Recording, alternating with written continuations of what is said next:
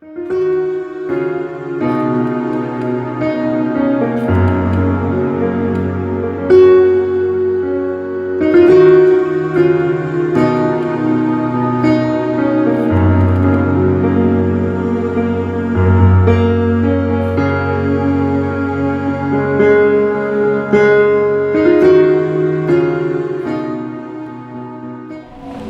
responsabilité du vrai chrétien.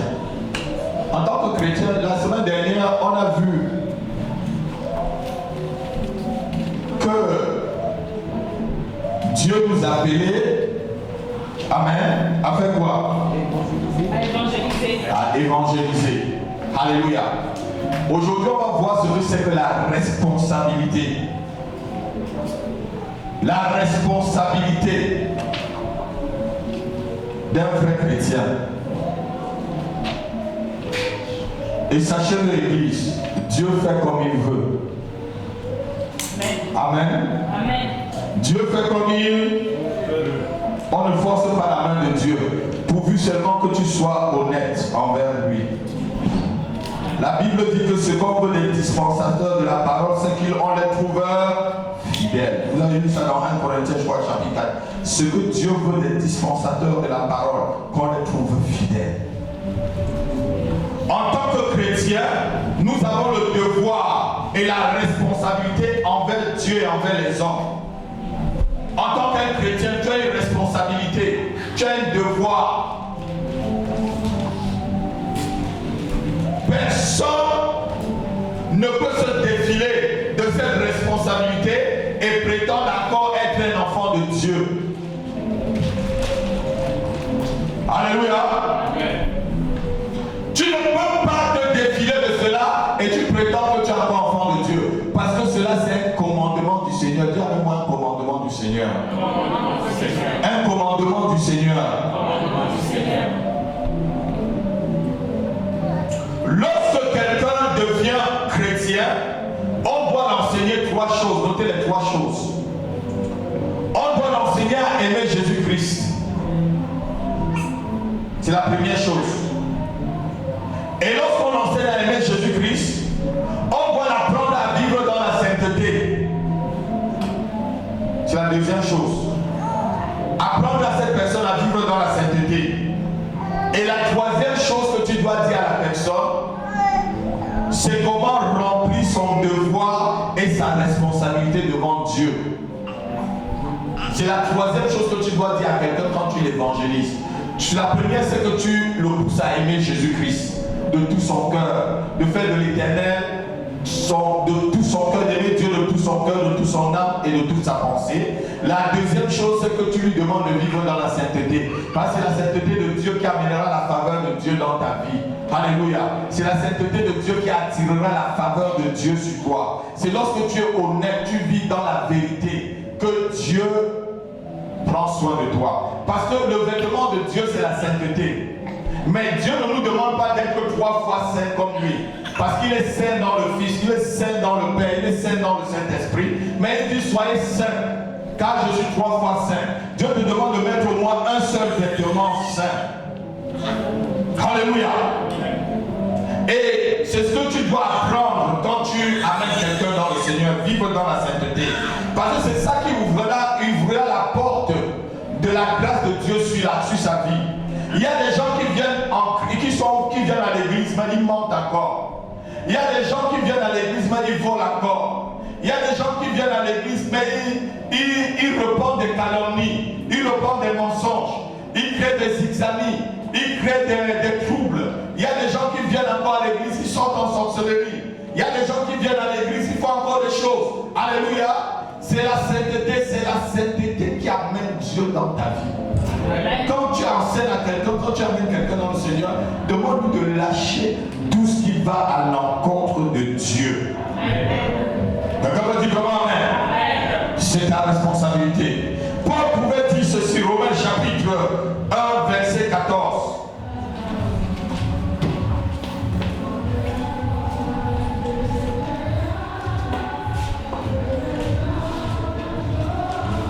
Romains chapitre 1, verset 14. Oui. Je me dois aux Grecs et aux barbares, aux savants et aux ignorants.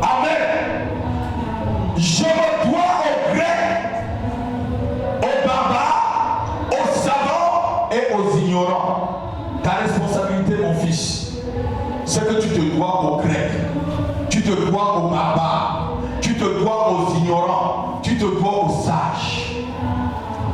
Ta responsabilité que tu as une dette que tu dois payer. Quand Paul dit je me dois, quand il dit je me dois, ça veut dire quoi, Papa Sidi? Ça veut dire que je dois donner. Alléluia. Et je vais vous expliquer en passant quelque chose dans le sens de l'amour. L'amour, ce n'est pas ce que l'autre te procure.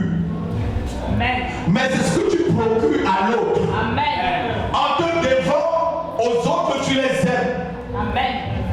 L'amour, souvent ce que nous on appelle amour là, c'est l'égoïsme.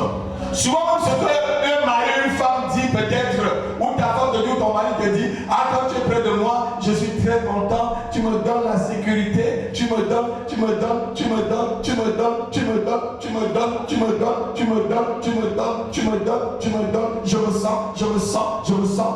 C'est souvent de l'égoïsme. Le vrai amour donne, dites avec moi, le vrai amour donne.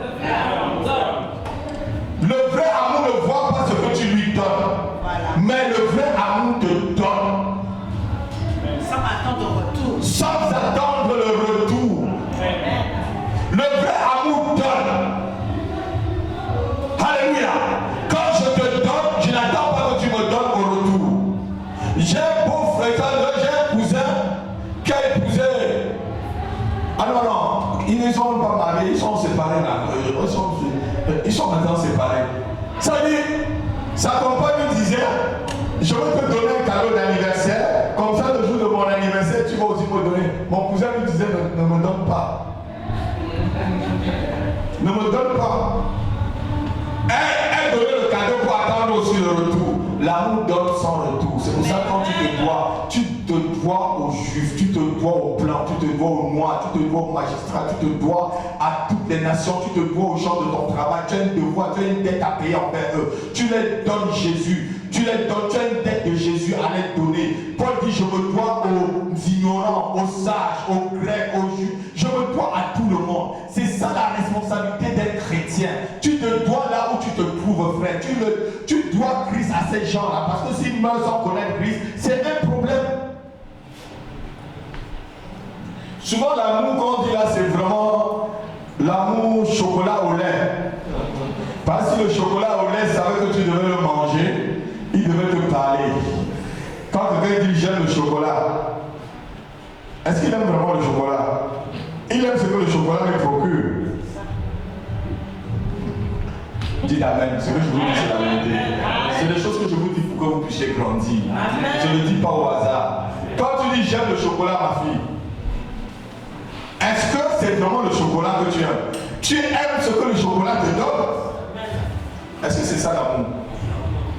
La Bible dit que Dieu a tant aimé le monde qu'il a donné son Fils unique afin que quiconque croit en lui ne périsse point. Qu'est-ce que tu as fait pour que Dieu t'aime? Alors il t'a donné. L'amour donne. L'amour se donne pour les autres. L'amour se donne. Même si après on te donne des coups de poing, ne te gêne pas, tu as donné ton amour. Amen. De quoi on parle? Parce que tu as donné de l'amour qu'on va te donner des coups de poing. C'est quand tu donnes de l'amour qu'on te frappe encore fort. Amen. Quand tu es quelqu'un plein de compassion comme Jésus-Christ, c'est après qu'on va dire apôtre Pilate, crucifiez-le. Crucifiez-le, on te jette de pierre. Si tu es un Barnabas, on va dire libérez-le. Oui. C'est pas le même Jésus, lisez un peu là. C'est le même Jésus qui venait de multiplier le pain. C'est le même peuple que Jésus-Christ a nourri. C'est le même peuple que Jésus-Christ a guéri.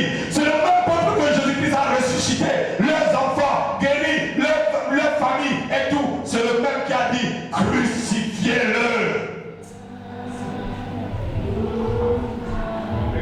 Jetez-lui la pierre. Attachez-le. Crachez sur lui. Par l'amour. Donc, quand tu manifestes l'amour, n'aie pas peur qu'on crache sur toi.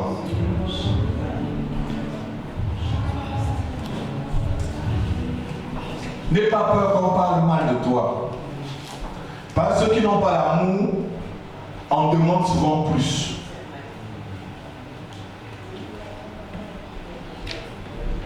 Celui qui ne nous a pas donné de l'amour demande souvent plus. Oui, ma fille. Parce que si tu te fais donner l'amour, quelqu'un te donne seulement petit comme ça. Ah, merci.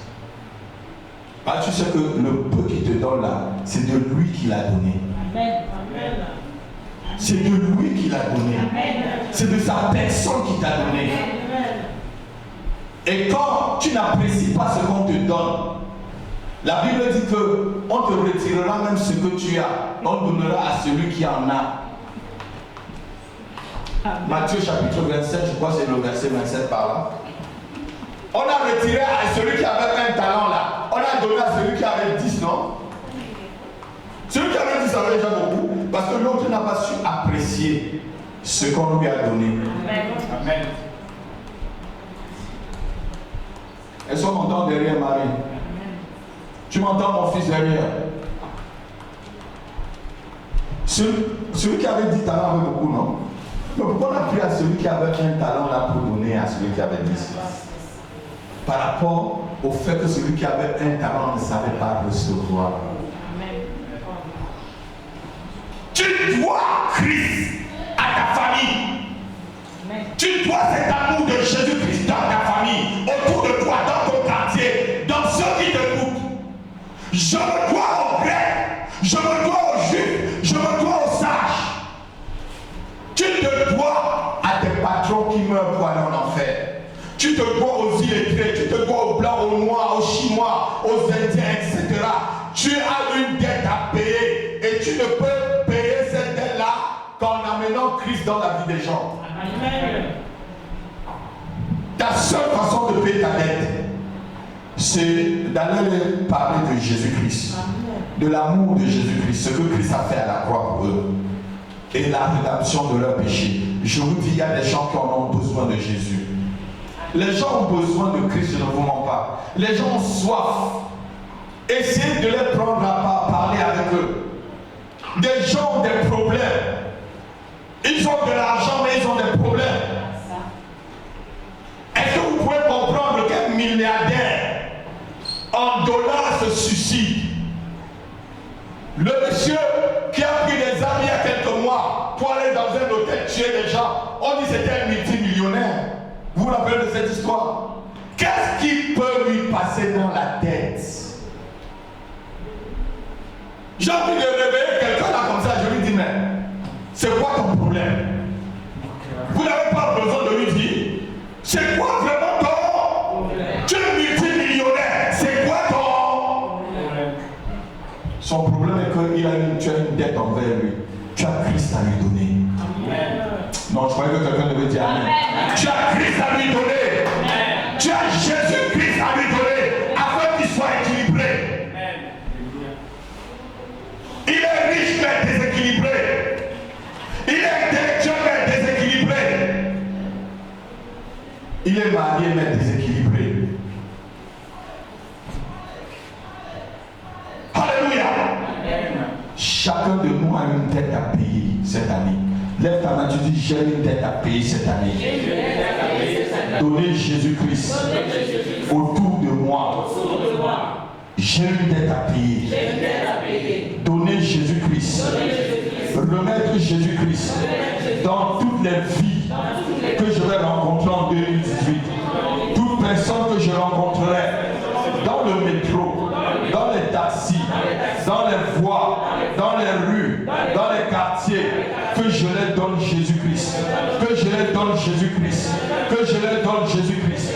Seigneur mon Dieu, pousse les cœurs de ceux que je vais rencontrer, pousse leur cœur à recevoir l'évangile, au nom de Jésus-Christ.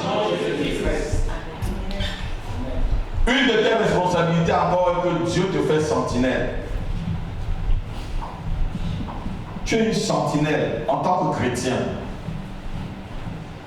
Tu es une sentinelle.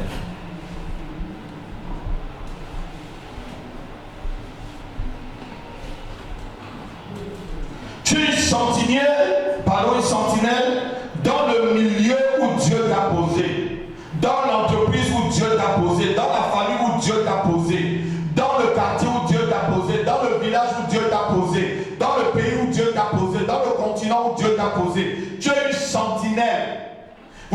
que c'est qu'une sentinelle? C'est un veilleur. Comment on les appelait chez nous? Wassinet, non? C'est un veilleur. En tant que chrétien, tu as la responsabilité de veiller sur les âmes de ceux qui sont perdus autour de toi. C'est ça ta responsabilité que tu as cette année. Ézéchiel chapitre 3, verset 17 à 19 et Ézéchiel chapitre 33, verset 1 à 9. On va lire tous ces deux versets et je vais vous expliquer. Je crois que jusqu'ici, je me fais bien comprendre. Est-ce que je me fais bien comprendre? J'aurais fait mon devoir. Ézéchiel chapitre 3, 17 à 19. Fils de l'homme, je t'établis comme sentinelle sur la maison d'Israël. Tu écouteras la parole qui sortira de ma bouche, oui, et tu les avertiras de ma part. Quand je dirai aux méchants, tu mourras, si tu ne l'avertis pas. Si tu ne parles pas pour détourner le méchant de sa mauvaise voie et pour lui sauver la vie, ce méchant mourra de son iniquité et je te redemanderai son sang. Oui. Mais si tu avertis le méchant et qu'il se détourne de sa méchanceté et de sa mauvaise voie, il mourra dans son iniquité et toi tu auras sauvé ton âme. Et toi tu auras sauvé ton âme. Toi tu auras sauvé ton âme. Donc quand je vous prêche là, je sauve mon âme. Est-ce que quelqu'un m'entend? Quand je vous dis la vérité là, papa, je sauve mon âme. Amen. Mon fils, quand je te dis la vérité là, je sauve mon âme. À toi de le faire ou de ne pas le faire. C'est le malheur qui arrive. Je dis, Ézéchiel 33, verset 1 à 9. La parole de l'Éternel me fut adressée en ces mots. Fils de l'homme, parle aux enfants de ton peuple et dis-leur, lorsque je fais venir l'épée sur un pays et que le peuple du pays prend dans son sein un homme et l'établit comme sentinelle, si cet homme voit venir l'épée sur le pays, sonne de la trompette, avertit le peuple. Avertit le peuple. Et si celui qui entend le son de la trompette, et si celui qui entend le son de la trompette ne se laisse pas avertir, et que l'épée vienne le surprendre, son sang sera sur sa tête. Son sang sera sur sa tête. Je sonne la trompette. Ce que je fais ce matin là, quand vous venez ici, et même quand on vient ici dans les réunions de la semaine, je sonne la trompette, Marie. Mes enfants, je sonne là. Si tu te laisses avertir, ne te laisse pas avertir et que l'épée te tue, la sentinelle aura sonné là.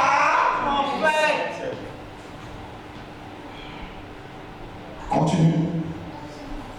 Il a entendu le son de la trompette. Il a entendu le son. Tu as entendu l'évangile. Tu as entendu ce que le pasteur a dit. Tu as entendu ce que ton pasteur a dit. Ce que la sentinelle a dit. Il a entendu le son de la trompette. Et il ne s'est pas laissé avertir. Il ne s'est pas laissé avertir. Son sang sera sur lui. Son sang sera sur lui. En ce temps-là, est-ce que c'est la sentinelle qui n'a pas sonné la trompette? La sentinelle a sonné la trompette. Mais celui qui a entendu la trompette n'était pas prudent. Continue, ma fille. S'il se laisse avertir, il sauvera son âme. Si la sentinelle voit venir l'épée, et ne sonne pas de la trompette, et en ce temps-là, il ne te dit pas, il ne sonne pas. Là, si le peuple n'est pas averti, et que l'épée vienne enlever, à quelqu'un la vie, celui-ci périra à cause de son iniquité. Celui-ci va périr à cause de son iniquité parce que personne n'est saint.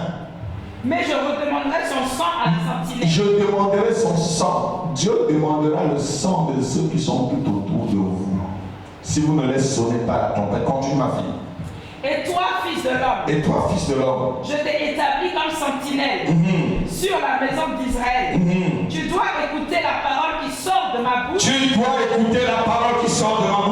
les avertir de ma part. et les avertis de ma part. Quand je dis aux méchants, Quand je dis aux méchants, méchant tu mourras. méchant tu mourras. Si tu ne parles pas pour détourner le méchant de sa voix, Si tu ne parles pas pour détourner le méchant de sa voix, ce méchant mourra de son iniquité. ce méchant mourra de son iniquité. Et je te redemanderai son sang. Et je te redemanderai son sang. Mais si tu avertis le méchant Mais si tu avertis le méchant pour le détourner de sa voix, pour le détourner de sa voix et qu'il ne s'en détourne pas, et qu'il ne s'en détourne pas, il mourra de son iniquité. il mourra de son iniquité. Et toi, tu sauveras ton âme. Encore Dieu dit, tu sauveras ton âme. Quelqu'un peut dire Amen. Amen. Nous sommes des sentinelles. Dis, je suis une sentinelle. Je suis une sentinelle. Je suis une sentinelle. Je suis une sentinelle. Je dois sonner la trompette de l'évangile partout où je me trouve. Partout où je me trouve. Dans les quartiers, dans les villages, dans les villes, dans mon lieu de travail. Je dois sonner de la trompette. Je dois sonner de la trompette. Mon rôle, c'est d'avertir. C'est d'avertir. C'est d'avertir que l'épée va venir sur une nation, sur une nation, sur un peuple, sur une famille, sur une personne. Au nom de Jésus, au nom de Jésus, mon rôle c'est d'avertir. Mon rôle c'est d'avertir, de libérer l'évangile, de proclamer l'évangile au nom de Jésus. Donc ta responsabilité, c'est de proclamer l'évangile. Notre responsabilité, c'est de proclamer l'évangile. Et que chacun prenne l'évangile quand tu prêches la parole de Dieu. C'est pourquoi Jésus-Christ disait que ceux qui ont des oreilles pour entendre puissent entendre. Quand je vous prêche là, d'autres écoutent très bien dans l'esprit de la prédication. D'autres vont écouter à côté de l'esprit de la prédication. D'autres ne vont même pas du tout écouter. D'autres, ça va entrer là, ça va sortir de l'autre côté. Mais si tu es celui qui écoute dans l'esprit de ce que l'homme de Dieu, le prophète est en train de libérer, et que tu marches selon cette parole, tu ne mourras pas lorsque l'épée viendra, parce que tu es averti, tu fuiras l'épée. Donc tu as le droit d'aller dire aux gens que Jésus-Christ arrive bientôt. Que l'épée va bientôt se fondre sur les nations. Que l'épée va bientôt se fondre sur des villes. Que l'épée va bientôt se fondre sur des familles. Que l'épée va bientôt se fondre sur des entreprises. Dans des lieux, dans des quartiers. Tu as le droit, tu as le devoir, tu as la responsabilité d'aller parler aux gens. C'est ta responsabilité, mon fils. C'est ta responsabilité. Dis aux gens. Avoir vraiment, demander à Dieu, même vous mettre à genoux tous les jours, demander au Seigneur, comment est-ce que je peux gagner ceux qui sont tout autour de moi. Je vous dis, lorsque vous commencez à évangéliser, ça peut être difficile au début, mais persévérer. Puisque quand vous commencez à évangéliser, c'est au fur et à mesure que vous portez un fardeau que le fardeau commence à être lourd. Si tu ne portes pas le fardeau d'évangéliser les âmes, non, Dieu ne te met pas le fardeau. Au fur et à mesure que tu vas porter le fardeau, tu vas porter le fardeau des perdus dans le cœur. Dieu va te mettre pour que, et Dieu va équiper. Parce que la Bible dit que celui qui appelle, équipe aussi. Amen. Il va t'équiper pour que les gens écoutent ce que tu leur dis, mon fils. Il va vous équiper pour que les gens écoutent ce que vous leur disiez. Amen. Il va vous équiper. Fils de l'homme.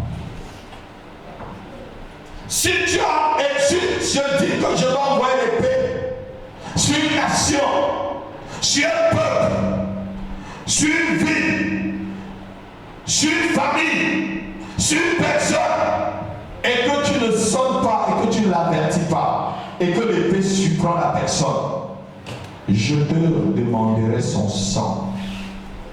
C'est pourquoi Jésus pouvait dire, si on vous reçoit dans une ville, demeurez-y, dormez, mangez ce qu'on va vous donner.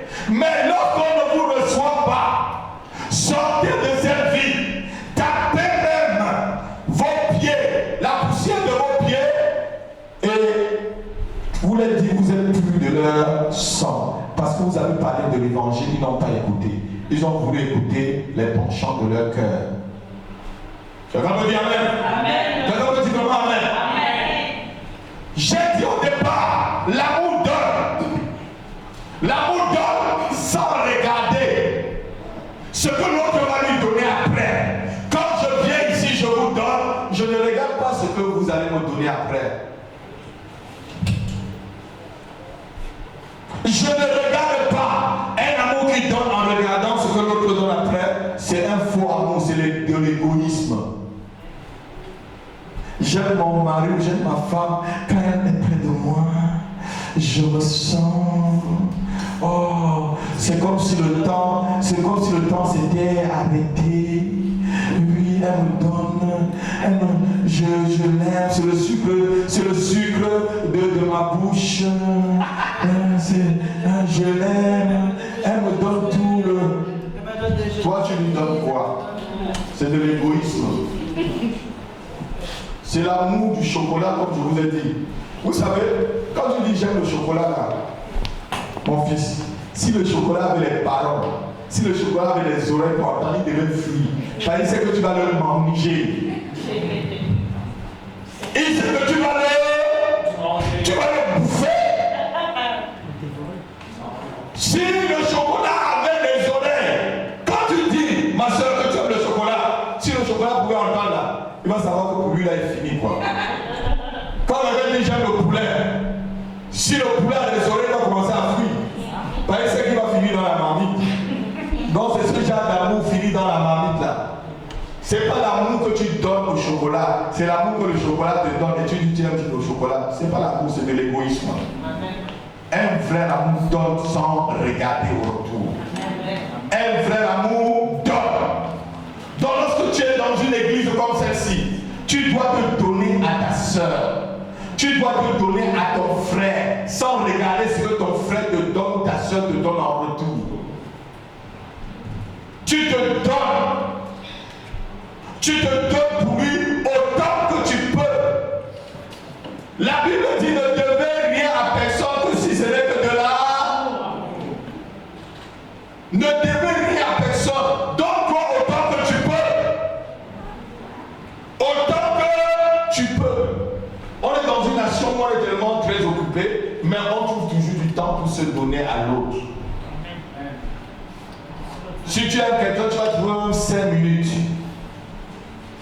Est-ce que je mens? Même 5 minutes, tu peux trouver. Et pendant ces 5 minutes, la Bible dit au moins un jour dans cette partie que 1000 ailleurs. 5 minutes que tu peux passer avec quelqu'un. Vraiment, en esprit avec la personne. Dépasse peut-être 2 heures, 20 heures que tu vas passer à te colérer avec la personne. Amen. Amen. Ce que je dis, c'est vrai. Amen. 5 minutes que tu peux passer, 10 minutes que tu peux passer avec une personne en communion avec cette personne dépasse 10 ans que tu vas passer avec la personne en te colérant. L'amour donne. L'amour se donne. L'amour se donne. Donc si vous aimez ceux qui sont tout autour de vous, donnez-leur ce crédit. Vous avez une dette de Sovenco, de Jésus-Co. On va dire Jésus-Co. Tu as une dette qui s'appelle Jésus-Co. Ou c'est Sovenco, ou c'est, je ne sais même pas comment vous appelez encore. Alléluia. Tu dois aller payer cette dette-là. Aux jeunes gens, aux vieux, aux grands, aux hommes, aux femmes, aux blancs, aux noirs, aux chinois, aux indiens, aux mongols, même aux tout pourris du nord Cameroun. Allez-y, vous les devez. Jésus-Christ. Cette année 2018, c'est la décision que tu dois prendre. Rien ne doit stopper cette décision. Rien ne doit stopper cette décision. Rien ne doit t'empêcher. Rien ne doit t'empêcher d'atteindre ce but. Rien ne doit t'empêcher. Dieu nous demandera le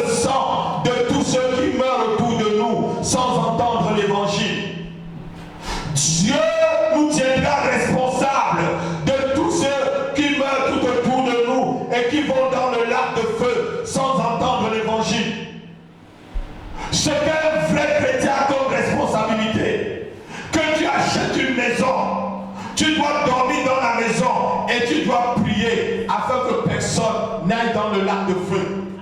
Que tu achètes un bon lit, tu dois dormir sur ce lit-là en priant chaque nuit que personne n'aille dans le lac de feu. Que tu achètes un bon canapé, assois-toi dans ton canapé, prie pour que personne n'aille dans le lac de feu.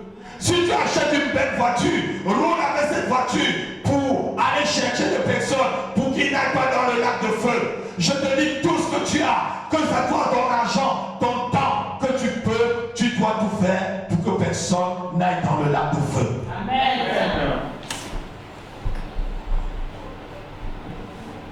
On dirait pas que le pasteur Rapi n'a pas dit.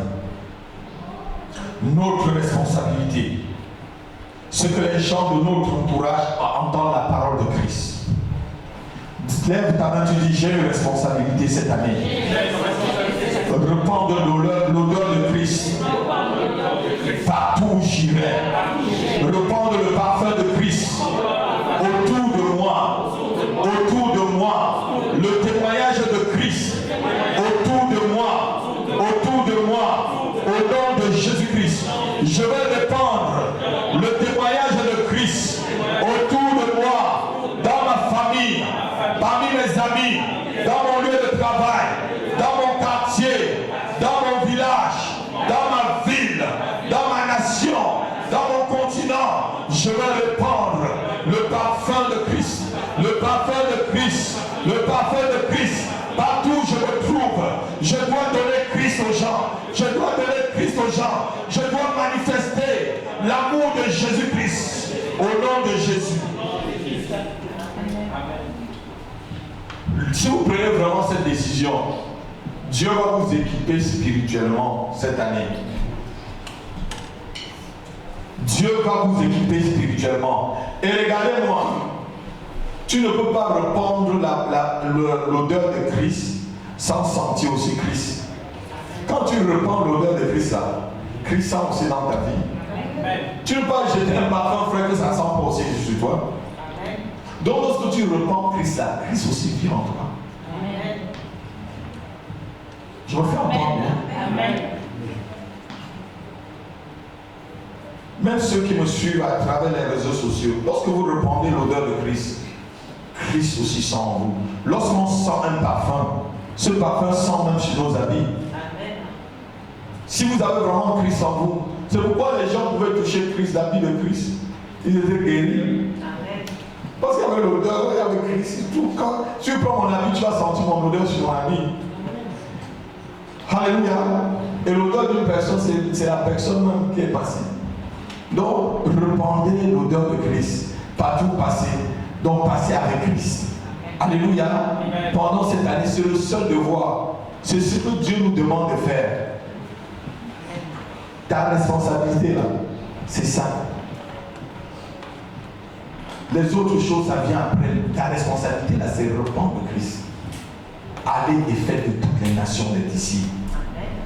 Enseignez-les ce que je vous ai enseigné. Si tu fais des disciples, tu les enseignes. Et que ces disciples deviennent de bons disciples et qu'ils enseignent aux autres, tu as gagné.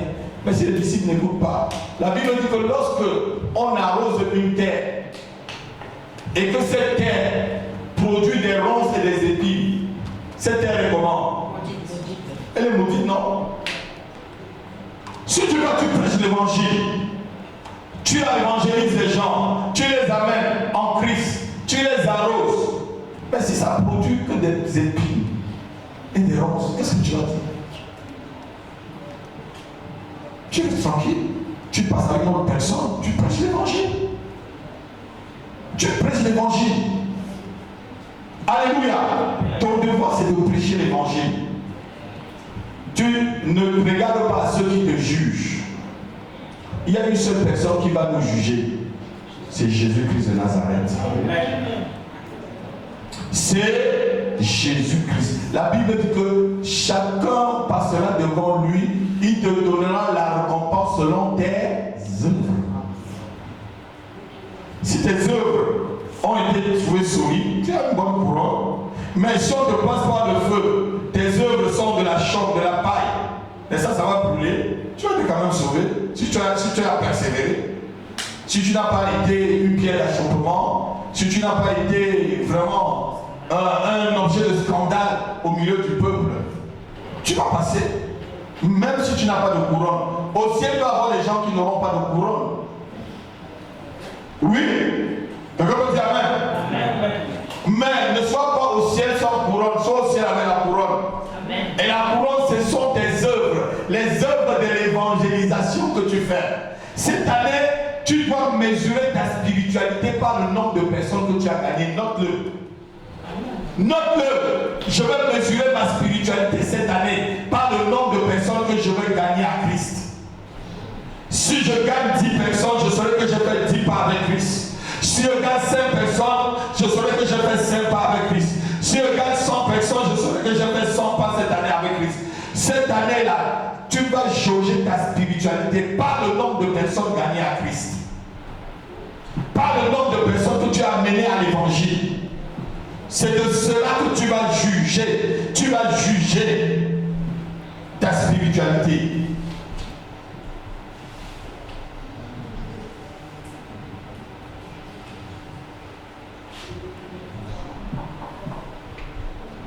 Pourquoi nous devons évangéliser les gens? Parce que l'enfer est un envoi très dangereux. Dis l'enfer n'est pas bien. L'enfer n'est pas bien. L'enfer n'est pas bien. Et l'enfer, c'est là où le diable se trouve. On va lire le lac de feu. Apocalypse chapitre 20, verset 11 à 15. Vous allez voir encore pourquoi il faut que vous évangélisez. Que vous accomplissiez votre devoir.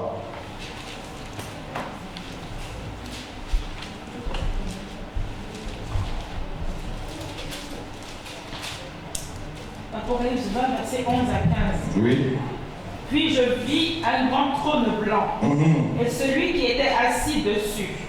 La terre et le ciel s'enfuirent devant sa face. La terre et le ciel s'enfuient devant la face de celui qui était assis sur le trône blanc. Et il ne fut plus trouvé de place pour eux. Et il ne fut plus trouvé de place pour la terre et le ciel.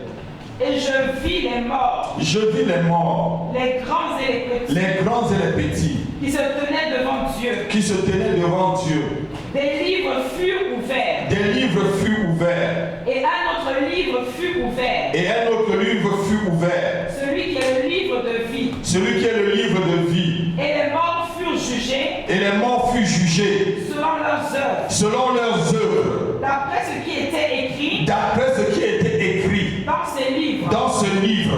La mer rendit les morts. La mer rendit les morts. Qui étaient en elle. Qui étaient en elle. La mort. La mort. Et le séjour des morts. Et le séjour des morts. Rendirent les morts. Rendit les morts. Qui étaient en eux. Qui étaient en eux. Et chacun fut jugé. Et chacun fut jugé. Même si tu es mort par accident d'avion.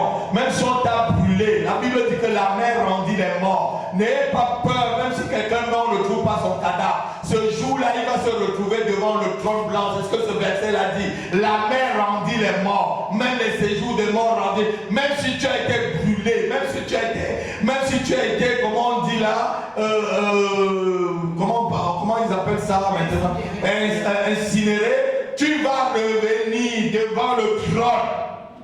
Parce qu'en Inde, on brûle les gens, tu reviendras. C'est ce que ce verset veut dire. Continue, ma fille. Et chacun fut jugé selon ses œuvres. Et chacun fut jugé selon ses œuvres. Et la mort. Et la mort. Et le séjour des morts. Et le séjour des morts. Furent jetés dans les temps de feu. Fut jeté dans les temps de feu. C'est la seconde mort. C'est la seconde mort. Et c'est le verset que je cherche, verset 15. Quiconque ne fut pas trouvé. Quiconque ne fut pas trouvé. Écrit dans le livre de vie. Et ne fut pas écrit dans le livre de vie. Fut jeté dans les temps de feu. Fut jeté dans les temps de feu. Quelqu'un peut dire Amen. Amen. Donc il faut que vous fassiez tout pour que ceux qui sont tout autour de vous ne vont pas dans les temps de feu, dans le lac de feu. Parce que le lac de feu, c'est, je devrais dire, c'est la maison du diable, de Satan. Et regardez-vous, ceux qui seront dans le lac de feu auront Satan pour le plus proche voisin. Est-ce que l'église comprend ce que je dis? Est-ce que ceux qui sont sur les réseaux sociaux comprennent ce que je dis? Celui qui ira dans le lac de feu aura le diable pour son plus proche voisin. Quand tu as le diable pour ton plus proche voisin, ma soeur, crains quelle douleur toute l'éternité. Le diable est ton voisin le plus proche. Puisqu'il sera aussi dans le lac de feu avec le faux prophète et ceux qui n'ont pas marché selon la parole de Dieu. Imagine-toi, je ne peux pas, même à mon pire ennemi, je ne peux pas lui souhaiter qu'il aille dans le lac de feu. C'est pourquoi je peux évangéliser mon ennemi. Amen. C'est pourquoi je peux prier pour mon ennemi. Amen. Je peux prier pour ceux qui me persécutent. Amen. Parce que je ne peux pas les souhaiter d'avoir pour diable le voisin le plus proche. Amen. C'est pourquoi tu dois évangéliser. C'est pourquoi tu dois proclamer la parole de Dieu là où tu te trouves. C'est pourquoi tu dois proclamer l'évangile partout où tu te trouves. C'est pourquoi tu dois Christ, tu as un devoir, tu as une tête de Christ pour que les gens ne vont pas dans le lac de feu. Pour que ton père ne va pas dans le lac de feu. Pour que ton fils, tes enfants, ton mari, ta femme, ta mère, tes soeurs, tes cousins, tes cousines, tes voisins, tes collègues de travail, pour qu'ils n'aillent pas dans le lac de feu. Amen. Tu as une dette, va les évangéliser, va les parler de Christ. S'ils écoutent, tant mieux. S'ils n'écoutent pas, tu es plus de leur sang. Amen. Ce qu'on demande aux dispensateurs de l'évangile, dit la parole de Dieu, c'est qu'on les trouve fidèles à la doctrine. Ce sur quoi Dieu me jugera, c'est la doctrine que je vous ai enseignée. La Bible dit que si j'enseigne que les gens suivent tous les commandements de Dieu, je suis un grand dans le royaume. Mais si je retire et que j'enseigne même aux plus petits qui doit soutirer certains sur le commandement de Dieu, je suis le plus petit. Je vous enseigne tout le commandement de Dieu. Je vous enseigne la vérité. Je vous dis ce qu'il faut faire. Que ça n'entre pas là, ça sort là. Que ça n'entre pas là, ça sort de l'autre côté. Et qu'après vous me jugez. Si vous voulez me juger, prenez toutes mes prédications que je vous ai données. Je vous dis la vérité. Amen. Avec amour. Amen. Je n'attends pas de vous quelque chose. J'attends que vous obéissiez à ce que je vous dis. Amen. Si vous obéissez à ce que je vous dis, on sera en phase. Amen. Il n'y aura même pas de confrontation. Amen. On sera en phase, ma fille. Un enfant qui est en phase avec son père n'a pas de problème. Un enfant qui a un problème avec son père, c'est qu'il n'est pas en phase avec son papa. Et un enfant qui n'est pas en phase avec son papa, soit c'est le papa qui l'a mal éduqué, soit c'est lui qui est un enfant têtu. Vous êtes d'accord avec moi? Il y a deux choses. Soit papa a mal donné l'éducation et que les retombées sont en train de revenir maintenant par le fils. Soit c'est le fils qui est quelqu'un qui est têtu, qui n'a pas écouté la trompette que le père a sonnée. Alléluia. Amen. Quelqu'un peut dire vraiment Amen. Amen. Quelqu'un peut vraiment dire Amen. Amen. Ta responsabilité, c'est aussi d'aller contraindre les gens. On va lire Luc.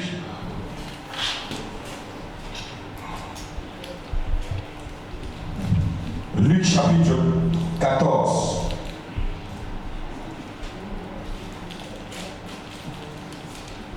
À partir du verset 21.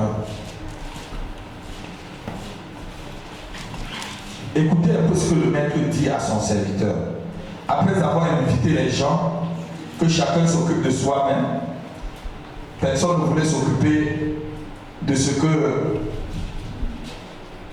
le maître ne voulait pas s'occuper de l'invitation du maître. Lis à partir du verset 21, la fille, jusqu'au verset 23. Le serviteur de retour rapporta ces choses à son maître. Alors le maître de la maison irrité dit à son serviteur, va promptement dans les places. Va promptement dans les places, parce que le maître a fait un festin. Vous allez le lire à la maison, à partir du verset 15. Le maître a fait un festin. C'était le festin céleste. La Bible appelle ça un festin céleste. Il a invité des gens. Ce matin-là, c'est le festin céleste que j'invite des gens. Le maître qui est le Seigneur Jésus invite des gens. Continue, ma fille. Et personne ne veut venir. Va promptement. Va promptement. Dans les places. Dans les places. Et dans les rues de la ville. Dans les rues de la ville. Et amène ici les pauvres. Amène les pauvres. Les estropiés. Les estropiés. Les aveugles. Les aveugles. Ceux qui n'ont même pas droit à entrer dans un grand festin comme ça. Vas-y. Et les boiteux. Et les boiteux. Le serviteur dit. Le serviteur dit. Maître. Maître. Ce que tu as ordonné a été fait. Ce que tu as ordonné a été fait. J'ai déjà amené toutes ces personnes-là. Et il y a encore de la place. Et il y a encore de la place. Et le maître dit au serviteur. C'est le verset 23 que je cherche. Le maître dit au serviteur. Va dans les chemins. Va dans les chemins. Et le long des haies. Et le long des haies. Et ceux que tu trouveras. Et ceux que tu trouveras. Contrains-les d'entrer. Dis quoi? Dis encore. Fais quoi? Contrains-les. Contrains-les d'entrer. Afin que ma maison soit remplie. Afin que ma maison soit remplie. Dieu te dit ce matin. Va dans les haies. Le long des chemins. Ce que tu vas trouver, Marita, ce que tu vas trouver, Anne, contrains-les d'entrer afin que ma maison soit pleine. Dieu te donne une responsabilité cette année de contraindre les gens d'entrer dans sa maison afin que sa maison soit pleine. C'est ton devoir, c'est mon devoir d'aller contraindre les gens. Contraindre les gens, ça ne veut pas dire que par force. Toi, tu persévères dans ton évangélisation. Tu persévères dans l'évangélisation. Tu invites quelqu'un, tu l'invites jusqu'au mois de décembre. Tu l'invites tous les mois, tous les dimanches. C'est une façon de le contraindre. Tu le cherches, tu prends un café avec lui, tu vas manger au restaurant, tout. Tu le contrains pour que la maison soit pleine. Amen. Ce que Dieu veut cette année, c'est que sa maison soit pleine. Amen. Dieu a une invitation spéciale de bénédiction cette année. Il ne veut pas bénir que toi seul. Il veut bénir ceux aussi que tu vas amener. Amen. Oh non, quelqu'un n'a pas entendu. Je dis, il veut bénir aussi ceux que tu dois amener. Tu dois les contraindre. Ta responsabilité, c'est de les contraindre. Amen. Ma responsabilité, c'est de les contraindre à venir pour que la maison soit pleine. Amen. Ma responsabilité et ta responsabilité, c'est de les contraindre pour que ma maison soit pleine. Alléluia. Tu as un devoir contraindre ta famille d'entrer dans la salle de festin. Tu as un devoir contraindre tes amis, tes collègues de service d'entrer dans la salle de festin afin que la maison soit pleine. Ce que Dieu veut que tu fasses en 2018 pour lui, c'est de remplir sa maison. Ce que Dieu veut que tu fasses. Que près de toi, qu'il y ait une personne que tu as amenée, une famille que tu as gagnée. Quand tu gagneras une famille, cette famille gagnera une autre famille. Et ça fera la chaîne dans tes œuvres devant Dieu. Est-ce qu'on peut se lever, on remercie le Seigneur? Est-ce que tu peux acclamer devant ça?